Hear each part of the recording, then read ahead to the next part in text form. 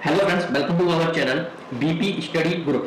ठीक है, तो आज हम डिस्कशन करेंगे इलेक्ट्रीशियन का एसी करंट, जो कि आपका टॉपिक आता है सर्किट थ्योरी के अंदर, जो कि एसी करंट आपके इलेक्ट्रीशियन के लिए बहुत ही इंपॉर्टेंट आपका प्ले रोल करता है। ठीक है, तो एसी करंट से महत्वपूर्ण जो सारी चीजें होंगी वो हम आपको पहले आपको पढ़ाएंगे, सारे डिस्कशन करेंगे सारे पॉइंटों पे, और उसके बाद क्या करेंगे हम एसी करंट से जो प्रीवियस ईयर के जो क्वेश्चन आए हुए हैं हम उसको डिस्कस करेंगे इसी चैनल के माध्यम से। ठीक है, तो चलिए एसी करंट पे हम शुरुआत करते हैं। तो जिस प्रकार आप सभी को पता होगा एसी का मतलब क्या होता है, यहाँ पर एसी का मतलब होता है अल्टरनेटिंग करंट। ठीक है, alternating current, the current alternating current. ठीक है, कभी कभी तो एग्जामिनर जब इजी पेपर आता है तो आपको डायरेक्ट पूछ लिया जाता है कि एसी का फुल फॉर्म क्या होता है। यहाँ पर आपका होता है आपका अल्टरनेटिंग करंट। ठीक है, अब एक क्या बला है इस पे आप चर्चा कर लेते हैं। The current where magnitude and direction, the current where magnitude and direction change with time is called AC current. तो इस लाइन का क्या मतलब है कि जहां उस करंट पे मैग्नीट्यूड एंड डायरेक्शन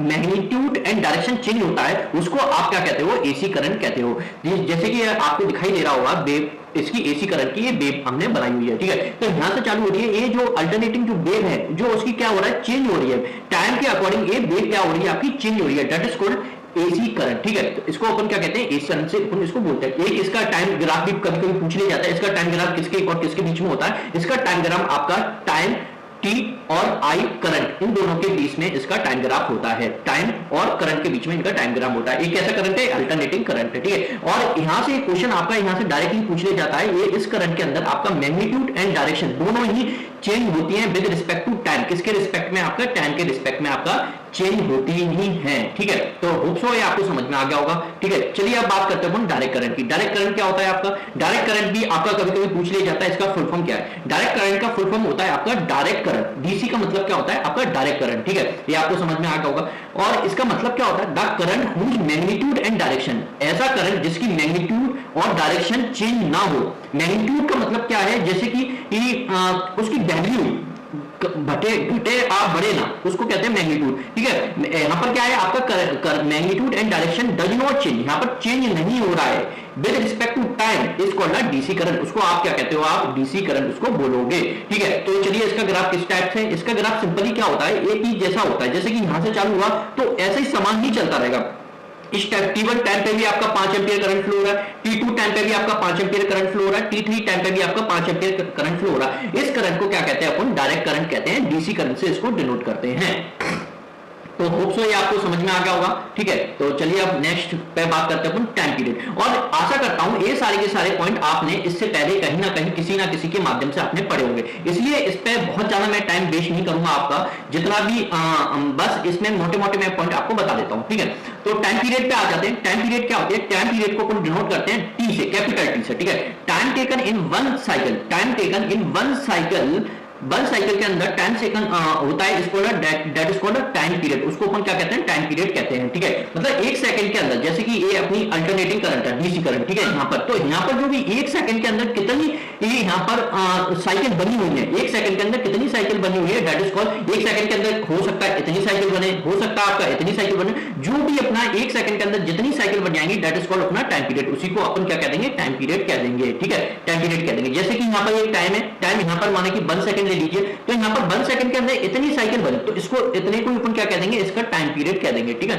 और टाइम पीरियड की यूनिट क्या होती है, सेकंड। आप सभी को पता होगा, कभी कभी छोटे एग्जामों में ये डायरेक्ट क्वेश्चन पूछ लिए जाते हैं कि टाइम पीरियड की यूनिट क्या होती है, सेकंड। ठीक है, तो इस बात को आपको कभी भूलना नहीं है बच्चों। ठीक है, अब आ जाओ आप फ्रीक्वेंसी पे। आपने फ्रीक्वेंसी काफी टाइम पढ़ी होगी। ठीक है, फ्रीक्वेंसी को आप स्मॉल एफ से इसको डिनोट करते हो, पहली बात तो आपको ये पता होना चाहिए। अब फ्रीक्वेंसी क्या होता है, number of cycle, that is called क्या है, नंबर ऑफ साइकिल और revolutions in 1 second is called frequency. इसका क्या मतलब है, आपका मतलब number of cycles, number of cycles and revolution in 1 second is called frequency. मतलब एक सेकंड के अंदर जितने आपके रिवॉल्यूशन आपके हो जाएंगे, मतलब एक सेकंड के अंदर इतने चक्कर लग गए, तो दैट इज कॉल्ड क्या हो जाएगी, उसको फ्रीक्वेंसी कहेंगे। एक सेकंड के अंदर जितनी भी एक आवर्ती घूम जाएगी उसी को अपन क्या कहेंगे, आपका फ्रीक्वेंसी कहेंगे। और फ्रीक्वेंसी की यूनिट काफी पूछी जाती है, तो होप सो आपको यूनिट पता होगा फ्रीक्वेंसी की क्या होती है। तो फ्रीक्वेंसी की यूनिट होती है आपकी हर्ट्ज होती है। ठीक है, यूनिट क्या होती है आपकी, हर्ट्ज होती है, और सेकंड इनवर्स भी होती है। ठीक है, क्या होती है, हर्ट्ज होती है यूनिट इसकी टाइम फ्रीक्वेंसी की, और सेकंड इनवर्स भी होती है, ठीक है। Relation between time period and frequency भी पूछ लिया जाता है, इन दोनों के बीच के अंदर रिलेशन क्या है, टाइम पीरियड और फ्रीक्वेंसी के अंदर। तो फ्रीक्वेंसी इक्वल टू डायरेक्टली क्या होता है, फ्रीक्वेंसी इक्वल टू 1/t होता है। ये आपको फॉर्मूला याद होना चाहिए इलेक्ट्रिशियन वालों सभी को, ठीक है। एफ इक्वल टू क्या होता है, 1/t टाइम पीरियड, इसको क्या कहते हैं, टाइम पीरियड। और फ्रीक्वेंसी की यूनिट क्या होती है आपकी, हर्ट्ज और सेकंड इनवर्स। ये कभी कभी आपको गुमराह करने के लिए हर्ट्ज नहीं देता है, यहाँ पर सेकंड इनवर्स दे देता है, तो यहाँ पर आपकी क्या होती है, सेकंड इनवर्स होती है, ठीक है। तो ये मैंने आपको नोट में भी डाल दिया, एक की पॉइंट है आपके लिए, ठीक है। 1 hertz equal to 1 second inverse, ठीक है। और frequency of AC in India 50 hertz. India में जो फ्रीक्वेंसी चलती है वो कितनी फ्रीक्वेंसी पे चलती है, वो 50 हर्ट्ज पे चलती है, ठीक है।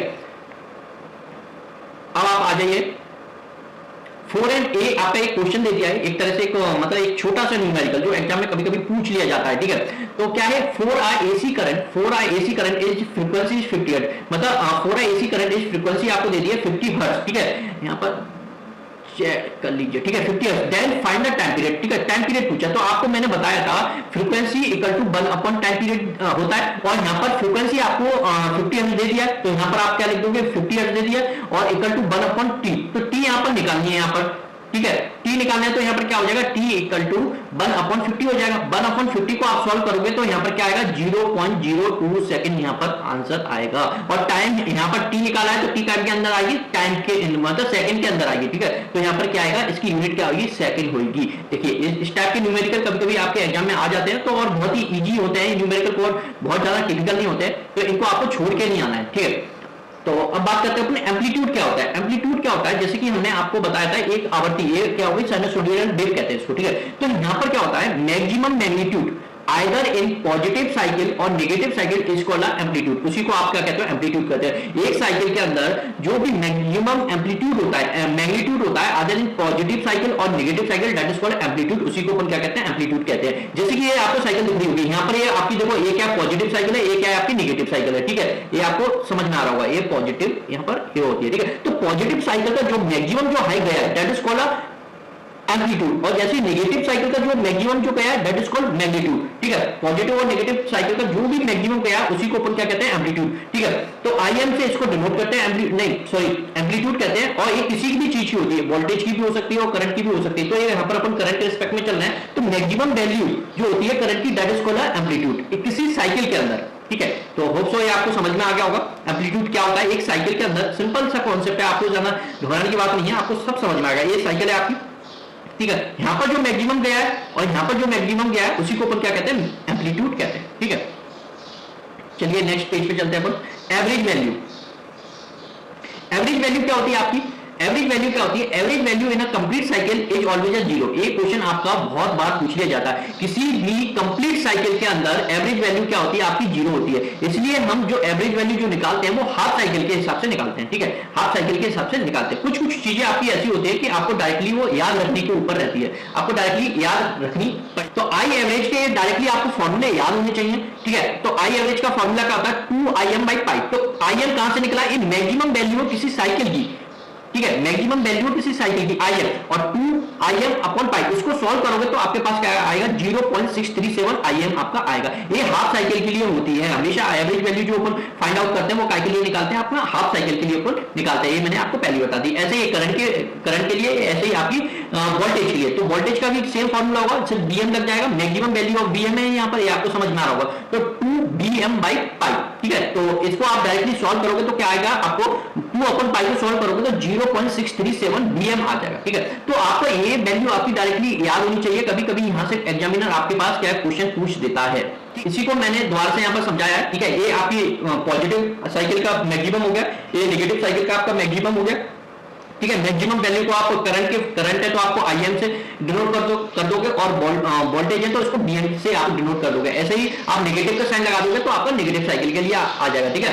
IM equal to maximum value of current और BM equal to maximum value of voltage, ठीक है। तो I average equal to average value of current और V average equal to average value of voltage, ये हो जाएगा आपका, ठीक है, सिंपल। ये आपको इसका बस मेन बात क्या है, आपको याद रखना है। जीरो I एवरेज की वैल्यू कभी कभी इस पर डायरेक्टली पूछ लिया जाता है, इस पर छोटा सा न्यूमेरिकल कभी भी एग्जामिनर पूछ लेता है, तो I एवरेज की वैल्यू आपको रटी होनी चाहिए, 0.637 IM, 0.637 BM, ठीक है। और एक काय के लिए होती है, हाफ साइकिल के लिए होती है। एक कभी कभी MCQ में ट्रिकी होता है तब क्वेश्चन आपको ये पूछ लिया जाता है। तो आरएमएस वैल्यू क्या होती है आपकी? आरएमएस वैल्यू का फुल फॉर्म क्या होता है? रूट मीन स्क्वायर वैल्यू होती है, ठीक है, रूट मीन स्क्वायर वैल्यू होती है। आरएमएस का फॉर्मूला क्या होता है? आईएम बाई रूट 2 होता है। आईएम आपको पता ही चल गया होगा, मैक्सिमम वैल्यू ऑफ करंट है और ये मैक्सिमम वैल्यू ऑफ वोल्टेज है, ठीक है। आईएम बाई रूट 2 और 1/√2 की वैल्यू क्या होती है? 0.70 होती है और इंटू आईएम कर दोगे तो यहां से डायरेक्टली आपके न्यूमेरिकल बनते हैं। तो यहां से आपको डायरेक्टली इन फॉर्मूलों को आपको रटना होगा, ठीक है। आपका सिलेक्शन आपकी नॉलेज प्लस रट्टा से भी होगा, ऐसी बात नहीं है, आपको रटना भी पड़ेगा। बहुत सारे फॉर्मूले आपको रटने पड़ेंगे,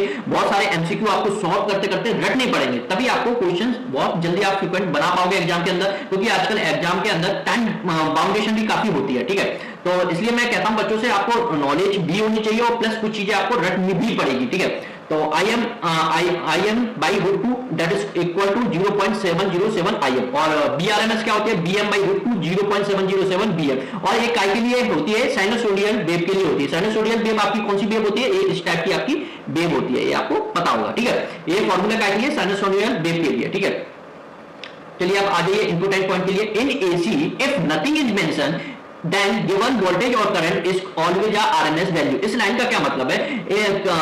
जब आपके घरों में, जैसे कि आपके घरों में 230 वैल्यू आपकी आती है, ठीक है, 220 वैल्यू आपकी वोल्टेज आती है, तो 230 वैल्यू के वोल्टेज के पीछे आपका कुछ तो लिखा नहीं रहता, RMS वैल्यू, एवरेज वैल्यू, कौन सी टाइप की वैल्यू। तो अगर जब कुछ नहीं लिखा तो आपको ये मान के चलिए ये 230 जो आपका जो आता है घरों में, ये RMS वैल्यू आती है, रूट मीन स्क्वायर वैल्यू आती है, RMS वैल्यू आपके लिए आती है, ठीक है। तो होप सो ये आपको समझ में आ रहा होगा और मैं पहला वीडियो है इस चैनल के लिए मेरी तरफ से, तो मैं कोशिश करूंगा और भी अपने आप को बेहतर करने के लिए। ये पहला वीडियो है तो हो सकता है थोड़ा आपको समझने में दिक्कत रहेगी जैसे जैसे, लेकिन आप मेरे साथ कनेक्ट हो पाएंगे तो मैं आपको और भी अच्छे से समझ में आएगी। सेकंड लाइन एग्जैक्टली सेम लिखी हुई है, होम सप्लाई 230 वोल्टेज जो आती है अपने घरों में, कितनी वोल्टेज आती है? 230 वोल्टेज आती है।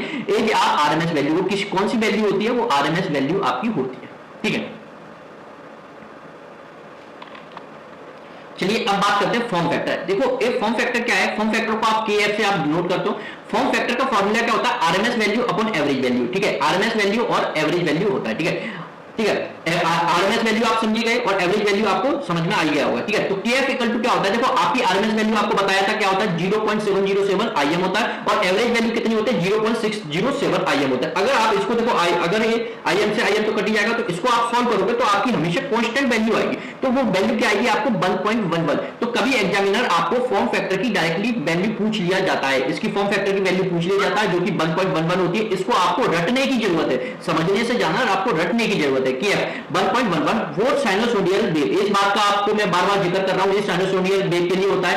और भी टाइप की आपकी वेव्स होती है, उनको हम बाद में डिस्कस करेंगे, उनके सारे फॉर्मूले भी हम आपको बाद में डिस्कस करेंगे। तो फॉर्म फैक्टर आपको और कभी-कभी डायरेक्टली फॉर्मूला पूछ लिया जाता है। फॉर्म फैक्टर का क्या होता है? RMS value upon average value, RMS value upon average value, RMS value upon average value. तो आपको ये रटना है, ठीक है, मेरे साथ। इस वीडियो को आप 2 से 3 बार आप खुद देख लोगे ना तो आपको ये सारी वैल्यू आपको रट जाएंगे और यही आपका एग्जैक्ट आपको क्वेश्चन पेपर के अंदर आपको सेम की सेम डेटा के साथ आपको मिलेगा, ये मेरी गारंटी है आपके साथ, ठीक है। अब बात करते हैं आपकी पीक फैक्टर। पीक फैक्टर को आप केपी से डिनोट करते हो और इसी को आप क्या कहते हो? क्रीस्ट फैक्टर बोलते हो, ठीक है। तो केपी का फॉर्मूला क्या होता है आपका? पीक फैक्टर और क्रीस्ट फैक्टर, ये दोनों ही नाम आपके सेम है, मतलब दोनों में से किसी भी नाम से आपका एग्जामिनर आपसे पूछ लेता क्वेश्चन, ठीक है। तो केपी इक्वल टू क्या होता है? Maximum value upon RMS value, maximum value upon RMS value. तो मैक्सिमम वैल्यू आपकी IM हो गई, RMS वैल्यू 0.707 IM, ये आपको रटा होना चाहिए। RMS वैल्यू का फॉर्मूला 0.707 IM। तो इसका आपका डायरेक्टली इसको सॉल्व करोगे तो आपका √2 बचता, √2 की वैल्यू आपकी क्या होती है? 1.414 होती है, ठीक है। तो ये आपको वैल्यू आपको रटी होनी चाहिए। पीक फैक्टर का वैल्यू साइनोसोडियल वेव के लिए क्या होता है आपका? 1.414 होती है। या फिर कभी कभी ऑप्शंस में आपका क्या दे देता है? √2 दे देगा आपको चकमा देने के लिए क्वेश्चनर, ठीक है। तो √2 की ही वैल्यू आपकी क्या होती है? 1.414 होती है साइनोसोडियल वेव के लिए। तो होप सो आपको ये लेक्चर बहुत पसंद आया होगा, होप सो आपको समझ में भी आया होगा इसमें, और मैं आशा करता हूं कि ये आपने पहले भी कहीं ना कहीं किसी ना किसी से पढ़े होंगे। तो मैं आपका ये जस्ट एक टाइप से रिवीजन और थोड़ा जो इंपोर्टेंट जो पॉइंट है उन्हीं चीज पे फोकस ज्यादा कर रहा हूं, और जिस तरह से आपको कुछ चीजें तो मैं आपको वीडियो देखते देखते आपको रटवा दूंगा। तो कुछ चीजें आपको रटी होनी भी चाहिए, कुछ चीजें आपको समझने वाली चीजें होंगी वो मैं आपको समझाऊंगा, और रटने वाली चीज होगी वो आपको रटनी पड़ेगी, ठीक है। तो इसी प्रकार से हम सारा का सारा इलेक्ट्रीशियन के लिए मैं इंपोर्टेंट पॉइंट एसी से लेके ट्रांसफार्मर, मशीन, सब कुछ यहाँ पर इस चैनल पर अपन डिस्कस करने वाले हैं, ठीक है। तो मिलते हैं आप नेक्स्ट वीडियो में। Thank you. अगर आपको मेरे वीडियो पसंद आ रहा है तो प्लीज लाइक करें और चैनल को ज्यादा से ज्यादा सब्सक्राइब करें। मिलते हैं नेक्स्ट वीडियो में। Thank you.